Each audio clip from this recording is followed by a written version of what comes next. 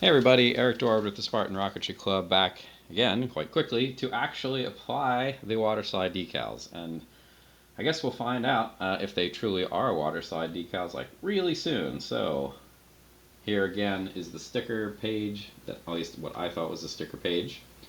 I have a bit of hot water in a custard cup, and in it goes. So let's see what happens. If this is actually a sticker, then, well, this is going to get, it's not going to work.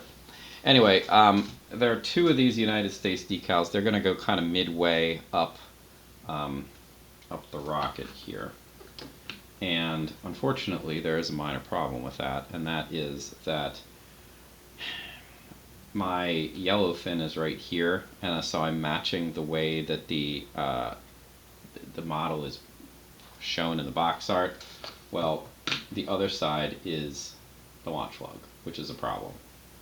So I think that at least I'm going to have to do slightly not quite right. I'm going to put the United States ones right here at 90-degree angles to the launch lug. This is kind of unfortunate. Yeah, I don't know that I missed a step to tell me what was supposed to be yellow and what wasn't.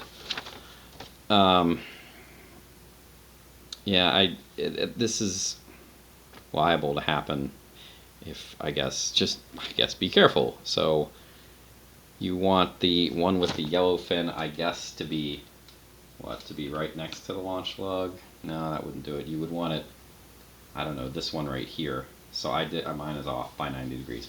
Anyway, whatever, it's not a huge deal. It should look all right. All right, so, oh, look at that. The decal has completely peeled off the backing, which is not how I wanted to do this. It is at least freely floating, and it's big enough so this shouldn't be a real problem. I've just kind of draped it on there, at least for now. That's actually pretty well centered, I think, just how it happened to fall. So I'm going to do my best to get this straight and rather centered. It looks reasonable. And then I've got a paper towel here, and the paper towel's job is solely to blot the water. I'm going to try not to push it around. I'm also going to put my next decal in while I'm doing this to try to cut down on the downtime. So I do use the towel to spread this out, but I'm also going to blot any place that I see just big old spots. Notice too, I had my thumb pushed down on one end of it just to make sure it's not going to go anywhere. That looks pretty good. So I have it, basically I have it lined up with the launch lug. So that should make it rather easy when I do the next side to make sure things are aligned properly. Alright, let's roll this over. And I can see that this is starting to peel off already, which is great, I guess. I prefer to have the backing come along for the ride because I find it easier to apply by just putting my thumb down on one end and then pulling the backing out. That avoids some issues. Okay. Just again, make sure this is all centered up nicely. Again, I had it centered more or less with the end of the launch lug. I'm just going to roll it. I have it, it's actually down a little far. If you really wanted to do this with incredible precision, then don't just eyeball it. You would need to actually measure things, but the instructions for applying the decals are not that precise. So you're kind of left to your own devices, honestly. There are some kits that are that detailed that they give you exact measurements, but this is not one of them. Alright, the other ones are quite small in comparison to that big old United States decal. So I want to be really careful that I don't let this sit too long. Remember, I just want it to ever so slightly start to come apart, the backing and the sticker. This might be enough.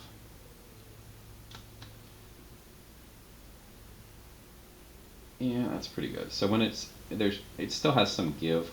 That's usually about the point where I like to apply it. All right, this one is going in between the fins back here, right at the base. This is what the box art seems to be indicating to me. Right, that looks about right. I have big old blobs of water, so I'm going to mop them up. And then let's just make sure it is centered and aligned as well as I'm liable to get it. All right, that looks pretty good. Again, I'm going to put my finger on one corner and just kind of smooth things out so there aren't any bubbles, which there weren't. And then the last two that we're going to do in this phase are these numbered ones. One of them is going to go, ironically, this is supposed to be 1 and this is supposed to be 4. I don't think it, I mean, if we're looking for accuracy, I've already made it not terribly accurate by having the fins not quite, color of the fins not quite right. But I think I will feel better having the 4 on the orange fin, which would also make 1 and 4, which is also going to make me feel better. So this goes right at the edge of the fin. And this is the smallest one we're working with right now, so it's going to be, end up twisting things here a little bit. Not what I wanted. Alright, there we go. I'll toss the 1 in, and let's try to align this. It looks like it's just basically right in the corner and lined up with the edge of the fin, so that's probably about as good as that's going to get. I'm just going to blot this one because, first of all, it's not very big, and second of all, it actually looked basically where I wanted it to be. Now, I do notice there's a little bit of like fuzziness or something. I might have gotten, I don't know, some kind of, might have brushed paper against this yellowfin when I had it covered. It has a little bit of a deformation of some sort. So I'm going to end up clear coating this, so hopefully the clear coat takes care of that. Alright, last but not least, let's get this 1 out of here. Interestingly, the picture has the 1 with like the little flag on the 1 instead of just like a straight line. Well, this one does not have that, so much for our scale accuracy anyway. Alright. Let's just drag it over. Looks pretty good. And again, I'm just going to blot this rather than try to smooth it out. Okay. Alright, so this part is essentially done. Of course, I do need to get the other half, and I'm going to have to glue them together. But for the time being, this looks pretty good. There were a couple stray water droplets that had, yeah, there's another one, that had come from somewhere. But anyway, I'm going to let this dry completely, so this needs to go elsewhere. And since I have some extra time to work with here, there is one other thing I'm going to do in this video, and that is, well, this needs to move out of the way, and that is put the parachute together. So most of the kits that I've built over the years, the parachute is already assembled. This one, it is not. So we have to do that ourselves. This is not particularly complicated, it's not hard work. It is a mild irritant, I guess. However, it's worth knowing how to do. So we've got some what are essentially page reinforcers, and we've got the parachute, and we've got the string that goes with it. Now, I'm just going to unfurl this. This is kind of a crinkly plastic. It's not like the, I don't know, it's different from most of the chute plastic that I've worked with over the years. It feels more rigid. So, I don't know, we'll see how it ends up going. Alright, so among other things, we need to, first thing first, put these reinforcers on. And I've got 6 holes and 6 reinforcers. I actually, by the way, have a set of these reinforcers just like to use, because I have damaged chutes and they work well to hold things together. It doesn't, I mean, I guess it doesn't really matter if you put these on the inside or the outside, but I have it upside down already, and it might look better for what it's worth to have them on the inside. So I'm going to do my best to line them up with the hole as best I can,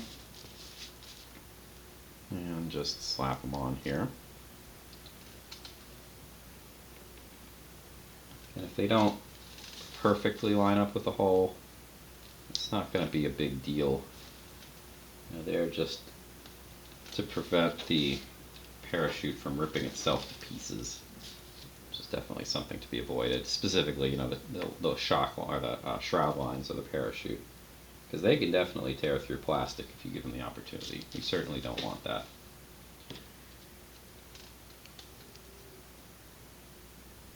This is definitely a step that this kit is not, like, it wasn't made this year. More modern kits, I don't remember the last time I had to build a parachute to actually put it together. Modern kits tend to do that for you, but it's nice to know. Alright, so reinforcers are in place.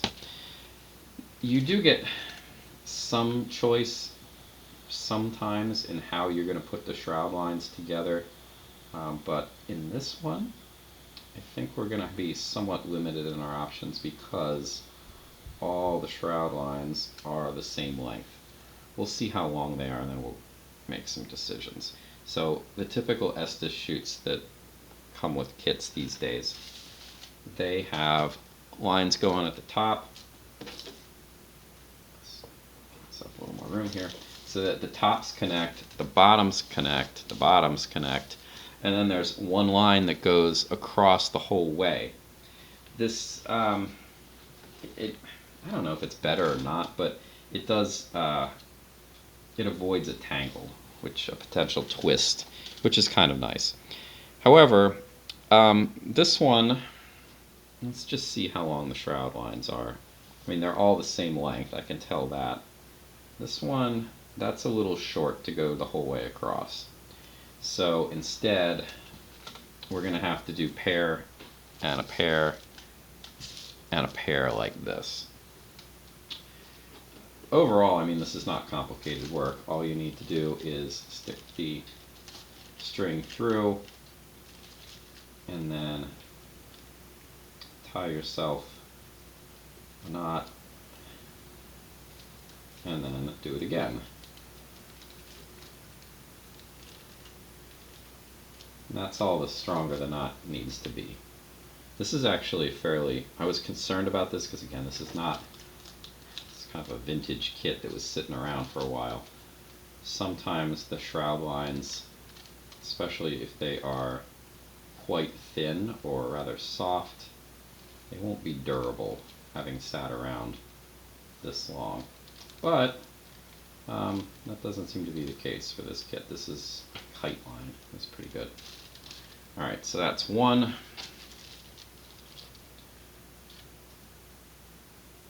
Continuing on.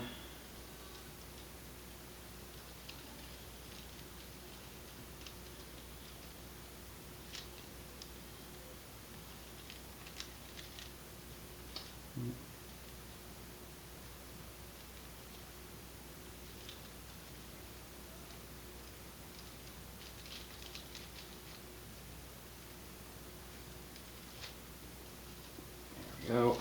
And you could trim that excess, but it's probably not worth it. There's also the risk that I think that these lines will probably hold. They probably won't come undone, but if they do come undone, you probably don't need to have any thread removed. That wouldn't be helpful. So keep the amount of thread as long as possible. This one actually I probably tied, the line was a little too short. There we go. Alright. Alright, last one.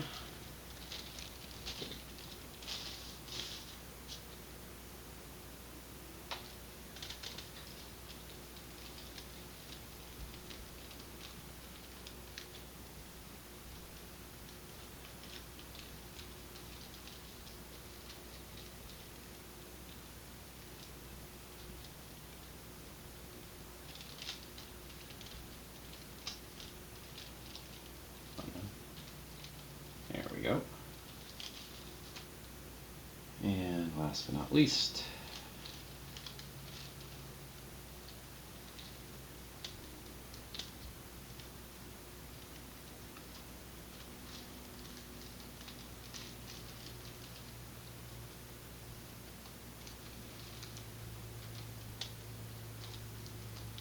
I have to say, this step is not something that I miss. I very much like having the parachutes pre-made. Alright, last little bit then, since I'm futzing around with the parachute anyway, let's grab a swivel here, just so it's ready to install whenever I get to that point. Now, again, most of the current chutes having a line directly across mean that when you bring the shroud lines together, you don't need to have any twist, but because of the way I've tied this, notice here these are crossing over. Well, there's nothing we can do about that. So we're just going to have to deal with it. It shouldn't really make much of a difference. I mean, ultimately, if I have it going this way or this way, it doesn't matter. There's still an X that I'm introducing, which is kind of a bummer. This being a bit thicker line too, fit in pretty nicely. You might have some difficulty threading it through the barrel if you choose to use one of these. But that did not seem to be an issue. There's my, I guess you could call that a knot. It is, I guess. Alright, so that is all set. This is ready to attach. I just need to wait on the top half and put the decals on it. Alright, so thanks for watching. I will see you in what is hopefully the last video where everything comes together. See you then.